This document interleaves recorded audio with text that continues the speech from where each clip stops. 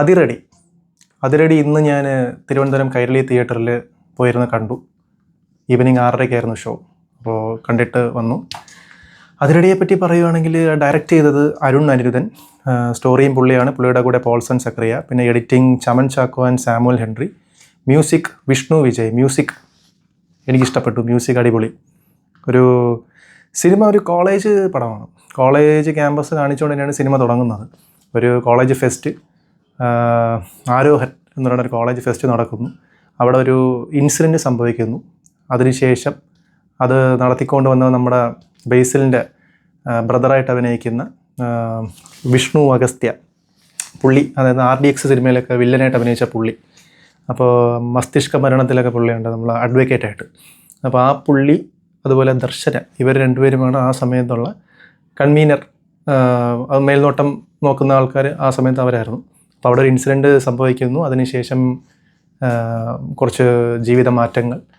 അതിനുശേഷം ആ കോളേജ്, ആ ഫെസ്റ്റ് അടച്ചു പൂട്ടുന്നു. പിന്നെ അവർ നടത്തിയിട്ടില്ല. അപ്പോൾ കുറേ വർഷങ്ങൾക്ക് ശേഷം നമ്മൾ അനിയനായ ബേസിൽ ജോസഫ് ആ കോളേജിൽ ജോയിൻ ചെയ്യുന്നതും അവിടെ ഫെസ്റ്റ് നടത്തുന്നോ അല്ലെങ്കിൽ നടത്തുന്നതും എന്തൊക്കെയാണ്, അതിൻ്റെ ഇടയിൽ നടക്കുന്ന സംഭവങ്ങൾ, അതൊക്കെയാണ് കഥ.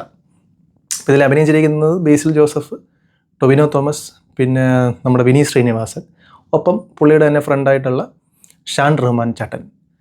ഇവർ ഇതിൽ വിനീത് ശ്രീനിവാസനായിട്ട് തന്നെയാണ് അഭിനയിച്ചിരിക്കുന്നത്. അതിരടി എന്ന് പേര് കേൾക്കുമ്പോൾ നമ്മൾ വിചാരിക്കും ഭയങ്കര ആക്ഷൻ പടമാണ്. പക്ഷേ എന്നെ സംബന്ധിച്ച് അതൊരു ആക്ഷൻ പടമല്ല, ഇതൊരു ചേസ് പടമാണ്. അതിരടി എന്ന് പേര് എന്തിനാണ് ഇട്ടതെന്ന് എനിക്കറിയില്ല.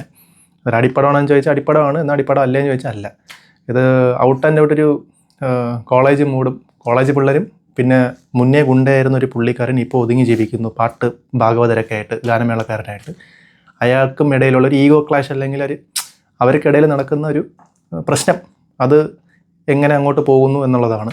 അതിൻ്റെ ഒപ്പം ഈ ഫെസ്റ്റ് നടക്കുമോ, അത് ബേസിലിനെ കൂടെ നടത്താൻ പറ്റുമോ എന്നൊക്കെ ഉള്ളതാണ് സ്റ്റോറി.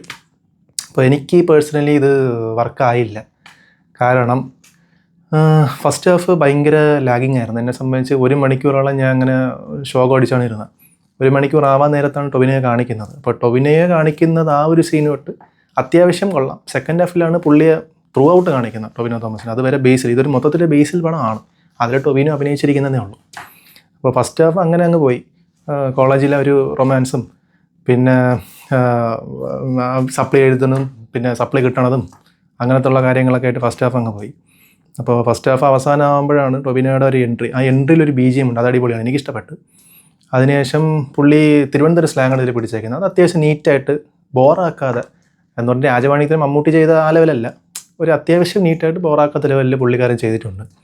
അപ്പോൾ അത് നന്നായിട്ട് ചെയ്തിട്ടുണ്ട്. പിന്നെ കൂടുതലും ട്രിവാൻഡ്രമാണ് ഷൂട്ടിംഗ് എന്ന് തോന്നുന്നു.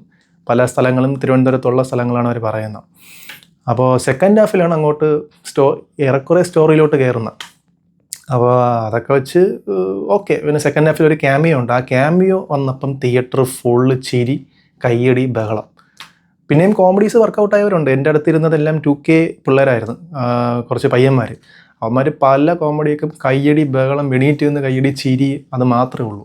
പക്ഷെ എനിക്ക് മിക്കതും അങ്ങോട്ട് വർക്കായില്ല, ചിലത് വർക്കായി. അറ്റ് ദ സെയിം ടൈം വേറെയും ഒരുപാട് പേര് പുറത്തിറങ്ങുമ്പം അല്ലെങ്കിൽ ഇൻ്റർവെല്ലൊക്കെ കഴിയുമ്പോഴാണെങ്കിലും പരസ്പരം പറയുന്നത് കേൾക്കാം, ഓ കുഴപ്പമില്ല, ഓക്കെ, 1 ടൈം വാച്ചബിൾ, ഇത് അങ്ങനെയൊക്കെ. അപ്പോൾ എന്നെ സംബന്ധിച്ച് അധികം ആക്ഷൻ പ്രതീക്ഷിച്ച് പോയതുകൊണ്ടാവാം, അങ്ങനത്തെ അധികം ആക്ഷനൊന്നും ഇല്ലാത്ത, ഒരു തെറ്റില്ലാതെ കണ്ടിരിക്കാൻ പറ്റുന്ന ഒരു നോർമൽ ഒരു അടിപ്പടം, അത്യാവശ്യം ഓക്കെ ആയിട്ടുള്ളൊരു പടം. സമയമുണ്ടെങ്കിൽ പോയി കാണാം. അപ്പോൾ അത്രയേ ഉള്ളൂ. Thank you.